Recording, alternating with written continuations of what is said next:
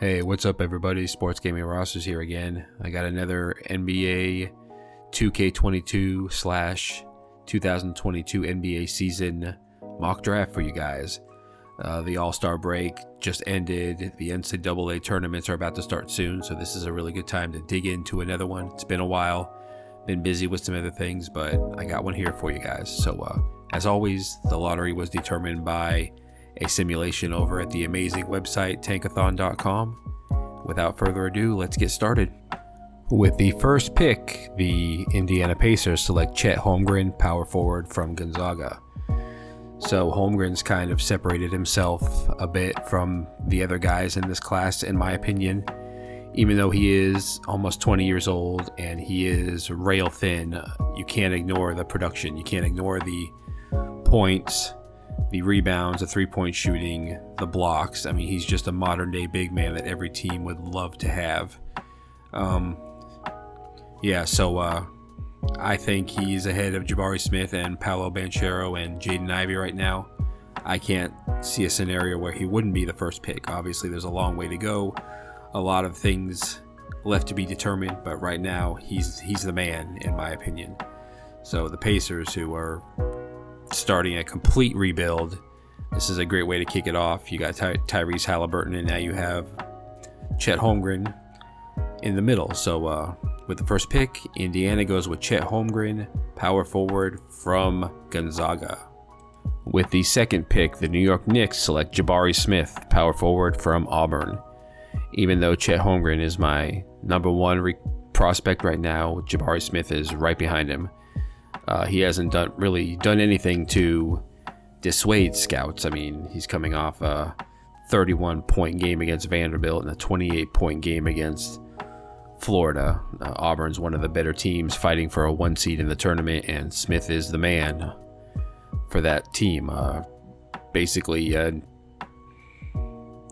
your new age power forward prototype. Not quite the defender that Holmgren is, but stronger. Can handle the ball, shoot threes, rebound, score from anywhere. He reminds me of kind of a younger Chris Bosh before he just settled into being the third wheel in Miami. The Knicks, once again, are a mess, and they could really use a reset talent-wise, and I think Smith would be a great start for them. I got Holmgren number 1 and Smith number 2 and Banchero number 3, and that's pretty much any team. I'll probably have the same order right now. That could change, but Smith is a great prospect in his own right, and the Knicks will be thrilled to have him at pick 2. With the third pick, the Oklahoma City Thunder select Paolo Banchero, power forward from Duke. So I think Banchero is probably the better offensive player of the three. His defense is severely lacking compared to Holmgren and even Smith, but offensively, there's really not much he can't do. Great ball handler for his size, can really knock down some threes. His mid-range game is lethal, can take it to the hole. He's got some young Carmelo Anthony vibes to his offensive game. I know some of my younger viewers might not remember Melo coming out of Syracuse, but he was a mid-range killer, one-on-one isolation nightmare. Banchero, he's got a long way to go to be as good offensively as Melo was back in the day, but I could see some similarities. The Thunder, they have a great guard trio of SGA, Josh Giddey, and Lou Dort. So throw Banchero in up front as a front court scorer, and that's a really, really good quartet of players to build around there. So pick 3, Oklahoma City, goes with Paolo Banchero from Duke. With the fourth pick, the San Antonio Spurs select shooting guard Jaden Ivey from Purdue. The Spurs really could use one of the big 3 power forwards. They have a lot of guards on the roster, but not much as far as front court talent. But Ivey is just so clearly the number 4 prospect, in my opinion, that I can't mock anybody else to them. So Ivey, great scoring combo guard, very strong, good shooting percentages, could fit right in there with DeJounte Murray. You got Josh Primo, you got Lonnie Walker, Devin Vassell. So those are good players, but I think Ivey has a chance to be a great player alongside Murray, the all-star for the Spurs. After the big 3 power forwards, I think Ivey is clearly the top guard in this class, and he's in that tier, whatever tier you want to put him in, he's in that tier all by himself. So pick 4, the Spurs go with Jaden Ivey, shooting guard from Purdue. With the 5th pick in the 2022 NBA Draft, the Orlando Magic select AJ Griffin Ford from Duke. This class really falls off, in my opinion, after the top 4. Not to say there's not a lot of talent, but this next tier is just, there's a ton of guys with question marks all over the place, especially the freshmen who have really struggled here and there. Which is why AJ Griffin, who started the year not even on my mock since he was buried on the Duke bench, has kind of just risen here, there, and now he's all the way up to number 5. I love his potential. He's probably the 4th or 5th option on the Duke offense, but he's really shooting it at a high level, almost 50% from 3, a good free throw shooter, a solid defender, tough. So after the top 4, I think he's probably the guy who leads the next set of players, in my opinion, right now. The Magic obviously have to be devastated to fall all the way down to number 5. The lottery balls have not been kindly to them since the Dwight Howard days. And once again, they miss out on an elite prospect. But Griffin, I think, can fit in with what they got going on there. Can play shooting guard, small forward, power forward, and just really give them some scoring, some solid shooting, and some tough defense. So Orlando, reluctantly, with pick 5, goes with AJ Griffin from Duke. With the 6th pick, the Detroit Pistons select Keegan Murray, power forward from Iowa. 23 points a game and 8 rebounds a game. That's NBA all-star numbers, let alone a guy who plays 30 to 34 minutes a game in college. Is he the 6th most talented prospect in this class? Probably not, but I can't ignore the production. A good defender, a great shooter, just an alpha scorer. I don't know if he'll ever be an all-star in the NBA, but I mean, for a team like the Pistons who just need guys who can create their own offense and guys who can step up and really play, I'm going with Murray here. I can't see a scenario in which he falls out of the lottery. I've seen mocks that have him in the 20s, and that just doesn't make sense to me. Sure, teams look for talent, but they also look for guys who can straight up produce, and Murray is probably the most productive player in college basketball right now. So he goes to Detroit with the 6th pick. With the 7th pick, the Houston Rockets select Johnny Davis, shooting guard from Wisconsin. The Rockets probably could use a point guard. They could probably use a power forward or a center, but the way the board has fallen, Davis is the best prospect available, and Houston is still so light on talent that they can't really afford to be picky here. Davis, his calling card is obviously his shooting, but he is a tremendous rebounder for his size and a good defender, just more than just a knockdown shooter. Got the chance to be a 20-point per game NBA player, and with 5 rebounds, 3 assists, and a couple of steals. So that's great all-around production for the Wisconsin sophomore, and a definite top 10 pick for me. So pick 7, Houston goes with Johnny Davis from Wisconsin. With pick number 8, the Sacramento Kings select Benedict Mathurin, wing player from Arizona. So the Kings are pivoting their rebuild once again, moving on from Halliburton, bringing in Sabonis, going with more of a traditional point guard, De'Aaron Fox, big man Sabonis duo. So surround those two with shooters. Mathurin, he's a good slasher, a good shooter, just your classic all-around offensive wing player. Has some defensive potential, but probably won't be great on that side of the ball. What you get is a guy with some size, can shoot it, and he can really take it to the rim. So that's kind of a third option behind those 2 I mentioned. I think he could fit in pretty well in Sacramento. So the Kings go with Benedict Mathurin at pick 8. With the 9th pick, the Portland Trailblazers, this pick is from New Orleans, selects center Jalen Duren from Memphis. 15 years ago, Duren would have definitely been a top 5 pick. He's a good back-to-the-basket scorer, very physical rebounder and defender, but he doesn't really move the needle much on offense, cannot shoot, and you need guys like that in today's NBA. Fair or not to guys like Duren, but I definitely still think there's a spot for players like him. He should be a long-time starting center who can gather some rebounds, can really block some shots and disrupt things on defense, and could work his way into being a decent shooter. The biggest knock on him is, does he want to do all those things? I don't know. It's tough to judge with college players. They're used to being the man in high school and not really having to work hard to dominate. So those questions are oftentimes unfair, but they're questions that are going to be asked. So Duren, pick 9. Portland, they have Nurkic on the team, who is just forever injured. They're rebuilding. They have 2 picks in the top 11 or 12. So this is a good spot for Duren here. So pick 9, Portland goes with Jalen Duren, Memphis. With the 10th pick, the Portland Trailblazers select Patrick Baldwin Jr., freshman from Milwaukee. So I think if Baldwin was able to do it over again, he would go to a Power 5 school. He's struggled mightily for playing for his father in the Horizon League, and Milwaukee is a mess record-wise. I haven't really watched many games, but I assume defenses are just collapsing on this guy, and he's having a nightmare of a time getting anything done. So, but the talent's still there. He's got good length, a good shooting stroke. Portland has 2 lottery picks, and they can afford to take the gamble right here. I think this is a guy that needs to just get into an NBA system, get NBA coaching, not have to be the only talented player on the entire floor every night, and I think he'll be just fine.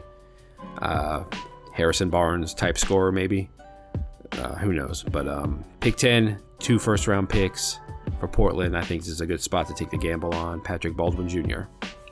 With pick 11, the Memphis Grizzlies. This pick is from the Lakers. Select Walker Kessler, center from Auburn. Kessler's a beast. 2 triple-doubles on the year, both including blocks. He's got a decent shooting stroke. He can knock down some threes, but what you're getting is a guy who can score somewhat, can really rebound, and can just block shots at an extremely high rate. He's not just a stiff either. He's quite athletic. He was a high recruit for North Carolina who chose to transfer to Auburn. So that front court of Jabari Smith and Kessler in Auburn right now is the main reason they will probably get a number 1 seed in the NCAA tournament, barring something catastrophic happening. The Grizzlies have 3 first-round picks, and were able to just steal this one from the hapless Lakers.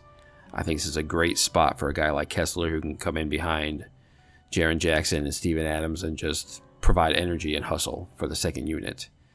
The rich get richer here. Memphis goes with Walker Kessler from Auburn. With the 12th pick, the Washington Wizards select Ty Washington Jr., point guard from Kentucky. Washington, about a month or so ago, was just having a phenomenal run. He's really slowed down since then, especially scoring-wise. But he's still a good lead guard playing for a veteran-laden Kentucky team. He's the only freshman starter on the team. Great assist man. More than a 2.1 assist-to-turnover ratio. Good enough scoring to keep defenses honest. I think he could work his way into like a solid mid-tier starting point guard in the NBA. He's not the most athletic guy in the world. He's not the biggest jumper or the quickest, but he's got a lot of skills, and he's got a lot between the brain that helps lead an offense. Washington gave up on Spencer Dinwiddie after half a season and have nothing at the point guard position. They'll obviously bring in a veteran in the offseason, but if they draft a guy like Washington, he could be handed the keys right away. I think he'd be a good fit for a team in need of a floor general. So Washington, pick 12, goes with Ty Washington. With the 13th pick, the Atlanta Hawks select Kendall Brown from Baylor. Brown still shooting it really well, 59% field goal, only 30% from three-pointers.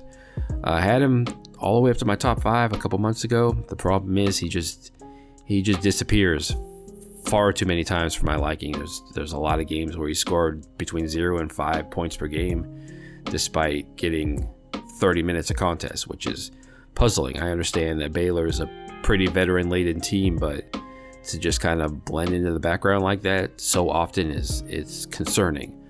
But talent's there. He's got the ability to be a great stretch 3. He's a good defender, a good 3-point shooter, and playing for Baylor, great coaching there. So at some point, it's worth the risk, and I think the Hawks, who just often go with the best player available and hope they can get something out of them, go with Kendall Brown here, pick 13.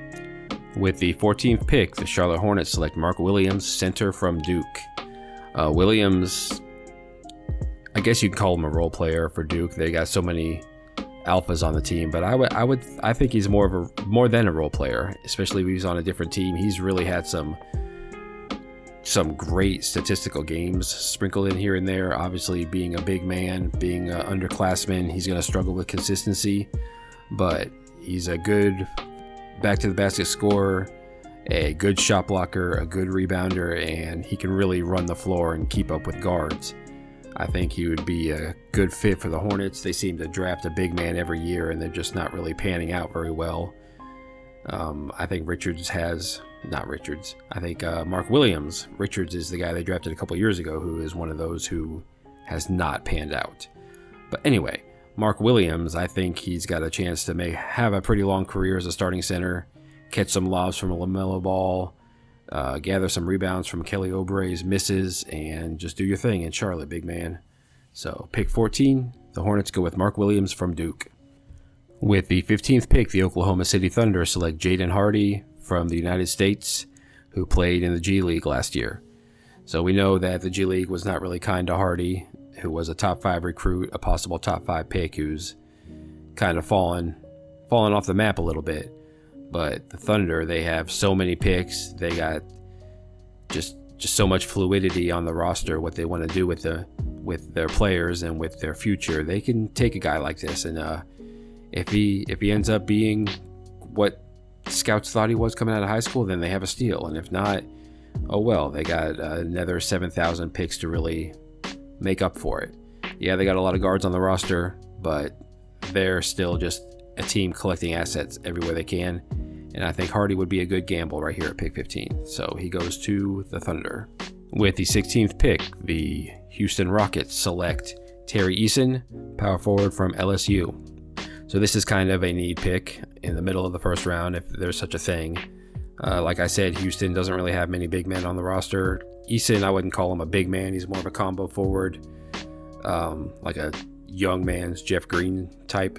But he fills up the stat sheet, and there's really not much he is not doing for LSU this year. 3-point shooter, a good rebounder, 2 steals a game, a block a game. Just a very all-around, talented, efficient, productive combo forward, and the kind of guy that could really quickly join a young and exciting rotation in Houston. So pick 16, the Rockets go with Terry Eason from LSU. With the 17th pick, the Minnesota Timberwolves select Nikola Jovic from Serbia. So Jovic to the Timberwolves has pretty much been a mock staple for me. It just makes a lot of sense. He's a floor-stretching big man who can play next to Towns. Jared Vanderbilt's more of a defender and rebounder at power forward, so I think Jovic would complement him quite well. He's not a defender at all, but if you're being picked at 17, you're not being asked to do everything in the world. So just let the man shoot, let him score, and try to work on his defense. And I think you got a pretty solid rotation player here. So Minnesota pick 17 goes with Nikola Jovic. With the 18th pick, the San Antonio Spurs, this pick is from Toronto, selects Dyson Daniels, the Australian combo guard who played for the Ignite this year. Like I said, he's a combo guard, skinny but quick, tall, a good ball handler. He can play some point guard, and I think he can be what former Australian Dante Exum should have been. Not the defender, but he's got the ability to be a good scorer and facilitator. I know the Spurs took Jaden Ivey before, so here's another guard to throw on the pile, but they have 3 first-round picks, and they just need to draft talent. And I think this is a good spot for Dyson Daniels, who could easily go higher than this if he can show out in the combines. And it's always hard for the Ignite guys to make a name for themselves, but he's got quite a bit of talent. I think he could be a good player in the league. So the Spurs go with Dyson Daniels at pick 18. With the 19th pick, the San Antonio Spurs, this one is from Boston, selects Ismail Kamagate, center from France. Wouldn't be a draft if the Spurs didn't select a draft and stash European big man, would it? This might be a little high for Kamagate, but I think he's the one European prospect, won't come over right away, that could still go in the first round. He's 21, he's more developed physically than a lot of these other young European/African big men. He can really run the floor, block some shots. I mean, tell me if you've heard this before with all these energy big men. More of a putback player than a full-time scorer, but I think he's got the traits to be a decent rotational big man. The Spurs need to get some size on this roster, so I think this is a good spot to slightly reach for Kamagate, who goes to the Spurs with pick 19. With the 20th pick, the Denver Nuggets select Ochai Agbaji, shooting guard from Kansas. So the Nuggets usually go with young players that they can hope to strike gold with, but this time they go with the only true first-round senior prospect I have in this class, and that's Agbaji, who has just improved himself every year and is now basically a 50-50-80 guy who can give you 20 points a game. Just very, very solid all-around production. I think he can step right in and provide scoring and defense off the bench for the Nuggets, who are going to lose a few more wing players in the offseason. They always seem to draft really well and then lose those guys, and Agbaji, I think, can come right in and give the Nuggets minutes. They're never afraid to play rookies, and I think he'd be a good fit there. So pick 20, Denver goes with Ochai Agbaji from Kansas. With the 21st pick, the Dallas Mavericks select Wendell Moore Jr., shooting guard, small forward from Duke. So a former high recruit who really struggled as a freshman, instead of just saying, hey, I was a high recruit, draft me anyway, leaving for the draft, he's really worked on his game, and as a junior, he's exploded into one of the better players in the country. A good ball handler, rebounder, a great team leader, a tough player, evidenced by that terrible tumble he took a couple weeks ago against Clemson. Bounced right back up and kept playing. It's the type of guy that you really want to fill out the roster, maybe like an 8th through 10th man on the team with the ability to spot start here and there, knock down some threes, play some defense, and handle the ball. It's a good fit in Dallas. They have Luka Doncic, obviously, who handles it all the time, and not really much else. I think he could carve out some minutes there in Dallas. So they go with Wendell Moore Jr. from Duke. With the 22nd pick, the Milwaukee Bucks select MarJon Beauchamp from the United States via the G League. Probably the most productive player for the Ignite this year. The guy who wasn't really on NBA teams' radars, but he made a name for himself. A good slasher, a good defender, a tough scorer, a quite talented player, somebody that can really step in right away and provide rotation minutes. The Bucks bench is not as deep as you would want from a championship contender. Will they really have the use for a rookie? I don't know, but I think Beauchamp can give them some minutes and do a lot of things that help the big stars there in Milwaukee. So pick 22, they go with MarJon Beauchamp, United States. With the 23rd pick, the Indiana Pacers. This pick is from the Cleveland Cavaliers. Go with Kennedy Chandler, point guard from Tennessee. If Chandler was a better athlete, better shooter, a bit bigger and stronger, he'd be a much higher pick. I like his game. I like the way he can take care of the ball. He can see his open teammates, and he can knock down the occasional three-pointer.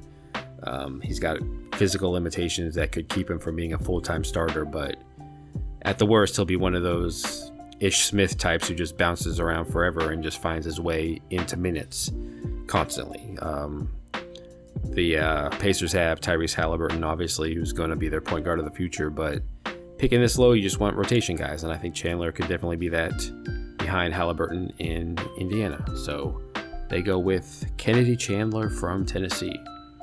With the 24th pick, the Brooklyn Nets. This pick obviously came from the 76ers in that really tiny, insignificant, maybe you heard of it, probably not, James Harden trade. So they go with Christian Braun from Kansas here. Kind of got thrown off my game making that thing, but here we go. Christian Braun, Kansas, goes to Brooklyn. Braun, another player who's just improved every year. That seems to be the theme for Kansas. You're not going to be a one-and-done guy there very often, but if you work hard, you can work your way into the first round, and he's definitely done that.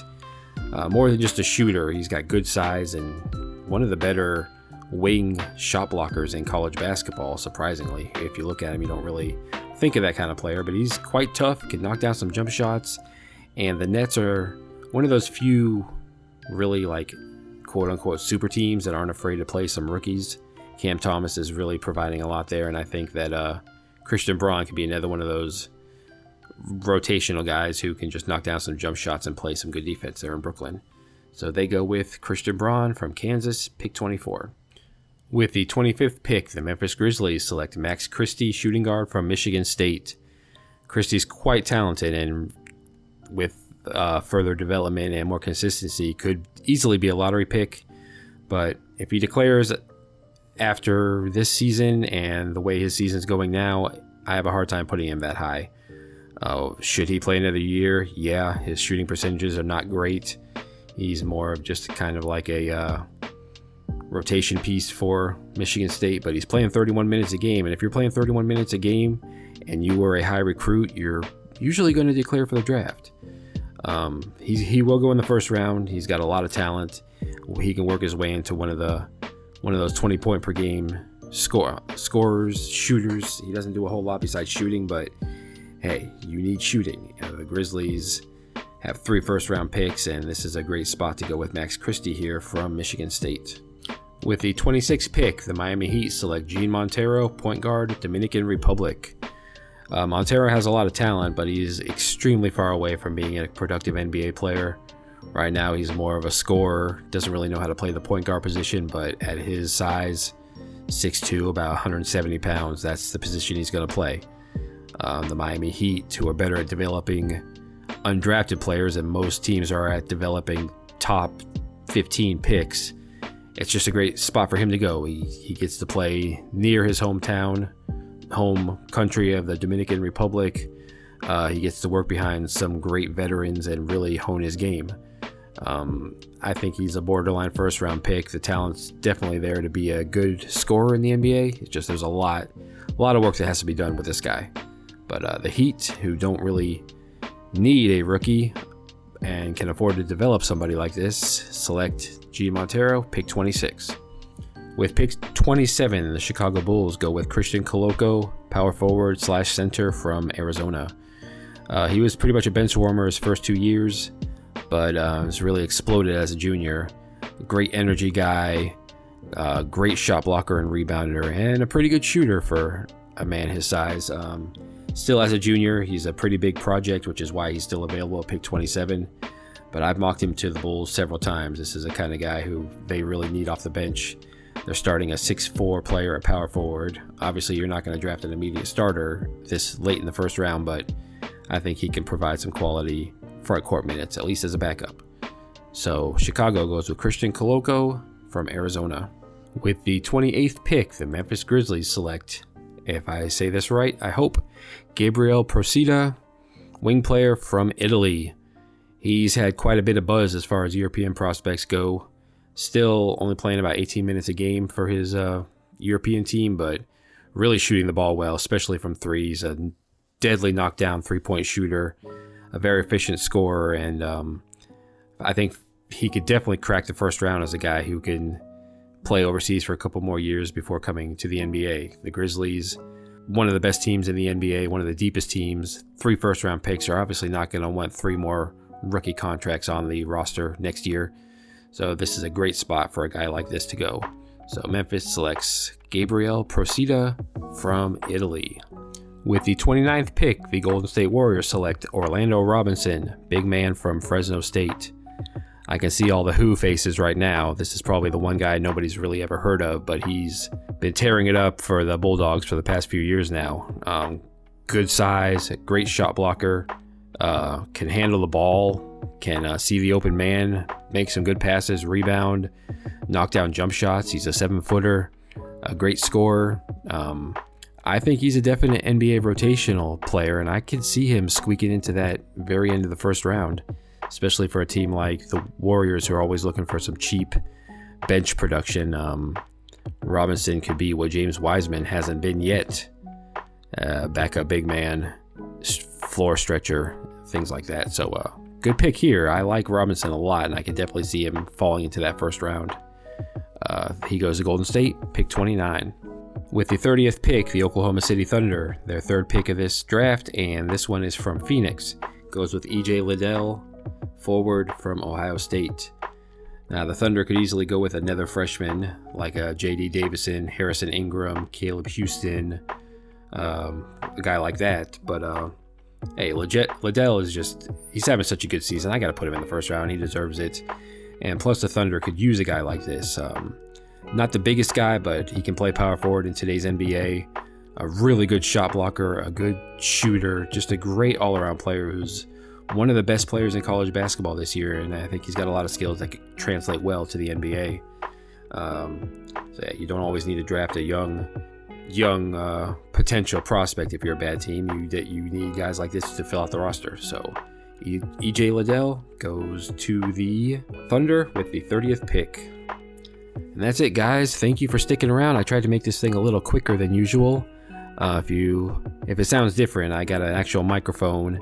I'm trying to edit some videos, and also I am sick, non-COVID related, but definitely sore throat related. So if my voice sounds off and if I sound like I'm about to keel over and die, I promise you, it's just talking for 30 minutes with a sore throat wasn't the smartest thing. But for the 7 people who will reach the end of this video, hey, I hope it was worth it, man. I really enjoy making this stuff. The draft is exciting to me. Creating prospects is cool. Doing these videos in a different format now with a real microphone and some real editing software. Hopefully I can get better. Hopefully I can keep getting better at this stuff. And thanks for sticking by. Please subscribe if you haven't already, and there'll be a lot more videos to come. Thank you guys so much.